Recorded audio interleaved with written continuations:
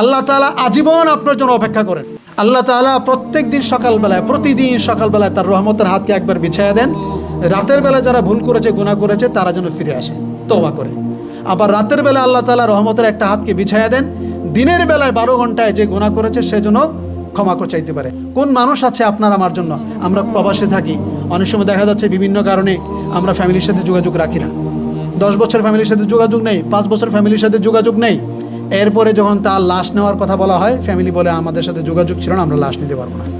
আরে টাকা দিলেও তো আপনার অনেক সময় লাশ নিতে চায় না। এমন অনেক ফ্যামিলি পাওয়া যাবে, যদি বলে যে এই টাকা দিয়ে কুরিয়া থেকে লাশ নিতে হবে, বলবে যে আমাদের লাশ দরকার নেই, ওখানে কফন দিয়ে দেবো, দরকার নেই। মাঝখানে আমি কোথায় দেখলাম, কোন এক দেশে এরকম হয়েছে যে কফিলে বলতো যে টাকা পাঠাইতে অনেক টাকা লাগবে, এখন কি তোমরা লাশ নিবা নাকি টাকা নিবা? আর যদি এখানে বলো দাফন করে দিতে, তাহলে এখানে দাফন করে দেবো, টাকা দিয়ে দেবো। আর যদি লাশ চাও, তাহলে টাকা পাঠাইতে যা খরচ হয় সেটা খরচ করে ফেলবো, আর বাকি টাকা হয়তো তোমার দিব। আমাদের লাশ দরকার নাই, টাকা যেটা আছে সেটা দিয়ে দেন। তার মানে মানুষের জন্য খুব বেশি অপেক্ষা করে না। আর 10 বছর আপনার ফ্যামিলির সাথে আপনার যোগাযোগ নাই, আপনার ফ্যামিলি আপনার জন্য অপেক্ষা করবে না। আল্লাহ আপনাকে আমাকে 70 বছর হায়াত দিয়েছেন, 70 বছর। 70 বছরের মধ্যে আমরা কখনো আল্লাহর কাছে ফেরত আসি নাই।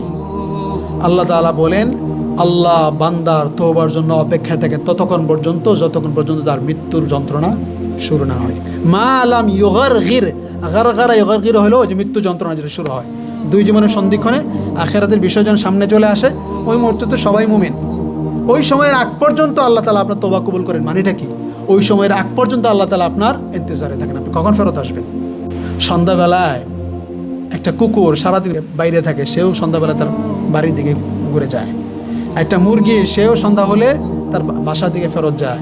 একটা পাখি সারাদিন কোথায় শত শত মাইল দূরে চলে যায়, সন্ধ্যা হলে সে তার বাসার দিকে ফিরে আসে, তার নিরে ফিরে আসে। আমাদেরও একটা জায়গা আছে, কেন্দ্র আছে, সেটা আল্লাহ। আমাদেরও ফিরে আসা উচিত,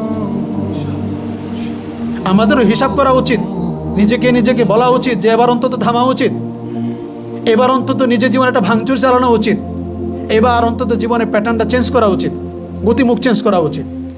আর কত, অনেক তো হয়েছে, আর কত।